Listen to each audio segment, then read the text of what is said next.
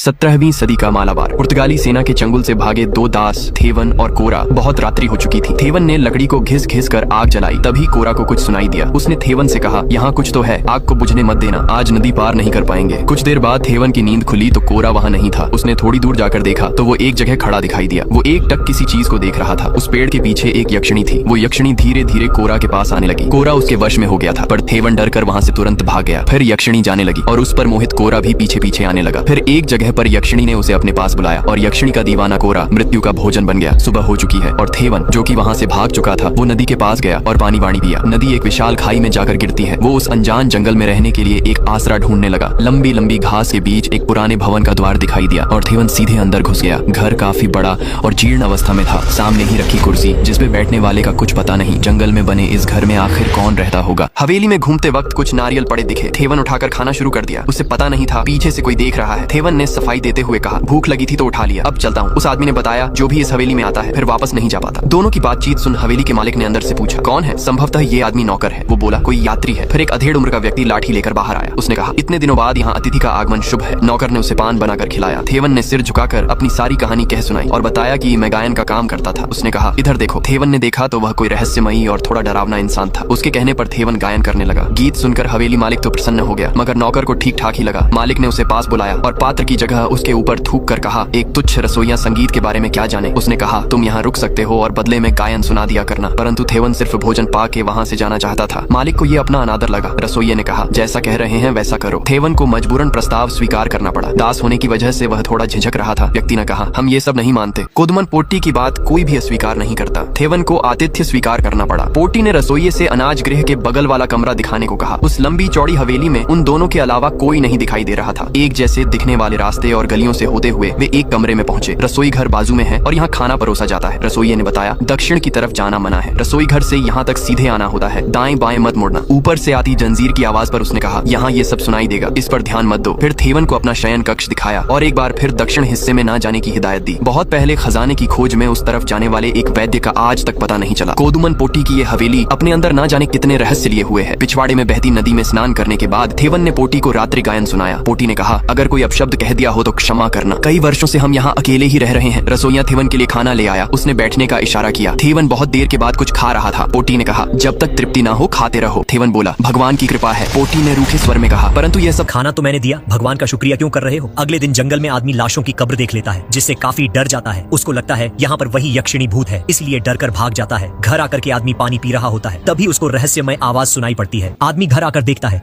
इस घर में कुछ तो गड़बड़ है। फिर वह रहस्यमयी कमरे की तरफ जाने लगता है। रहस्यमयी कमरे में एक अदृश्य शक्ति उसका पीछा कर रही होती है, जिससे घबराकर वह गिर जाता है। अदृश्य शक्ति उसकी तरफ लगातार बढ़ रही थी, जिसे डर कर वह यहाँ से भाग जाता है। अगले दिन आदमी उठता है। वह सुनता है कि घर में कोई अजीब सी आवाज आ रही है। बाहर जाकर जब वो देखता है तो हवेली का मालिक लूडो जैसा गेम खेल रहा होता है। मालिक पूछता है कि तुम इसे खेलना जानते हो? आदमी कहता है, हाँ, मैंने पहले इस खेल को खेला है। मालिक इसको गेम खेलने का ऑफर देता है और कहता है, बैठ जाओ, आओ खेलते हैं। गेम शुरू होने से पहले बताता है कि गेम खेलने के लिए तुम्हें इस पर कुछ लगाना होगा, जैसे धन, कीमती चीज या कोई वस्तु। आदमी कहता है, इन सब में मेरे पास तो कुछ भी नहीं है। फिर मालिक कहता है, तुम इस पर अपना समय लगा सकते हो। अगर तुम हारे तो जिंदगी भर यहाँ से नहीं जा सकते, और अगर तुम जीते तो यहाँ से जा सकते हो। जिससे आदमी डर के मना कर देता है। फिर मालिक उससे पासे मांगता है और चालाकी से पासे खेल पर गिराकर पहले चाल करवा देता है और कहता है, खेल का नियम है, शुरुआत हो गई तो खेलना ही पड़ता है। आदमी इसमें फंस जाता है। आदमी हवेली मालिक के जाल में फंस जाता है और डरते हुए लूडो जैसा गेम खेलने लगता है। धीरे धीरे गेम आगे बढ़ रहा था। आदमी मालिक से अच्छा खेल रहा था, लेकिन तभी मालिक बाजी मार लेता है और आदमी की सबसे मुख्य गोटी को काट देता है और फिर कहता है कि अगर 12 नंबर आ गया तो तुम इस गेम में हार जाओगे। जब मालिक चाल चलता है तो केवल 7 नंबर आते हैं, लेकिन अपने काले जादू से मालिक 1 नंबर वाले पासे को पलटकर 6 नंबर में बदल देता है और जोर जोर से हंसने लगता है। यह देखकर आदमी वहाँ से उठकर रसोई घर में चला जाता है और उस रसोइया के सामने मालिक की तारीफ करने लगता है, जिसे सुनकर रसोइया कहता है, जैसा तुम उसको समझते हो वह वैसा नहीं है। वो बहुत कपटी और झल्लाद किस्म का आदमी है। आदमी रसोइया से ऐसा कहने के लिए मना करता है। फिर दिखाया जाता है यह आदमी मालिक के पास बैठकर खाना खा रहा होता है। तभी मालिक उससे पूछता है कि तुम्हें रसोइया से कोई दिक्कत तो नहीं है, और उसने मेरे बारे में तुमसे कुछ बुरा तो नहीं कहा? नहीं, मुझे कोई दिक्कत नहीं। और उसने कुछ नहीं कहा। तभी वहाँ रसोइया कमरे में आ जाता है। मालिक उसे कुछ कहता है। रसोइया बदले में मालिक की बेइज्जती आदमी के सामने कर देता है, जिससे हवेली मालिक नाराज हो जाता है।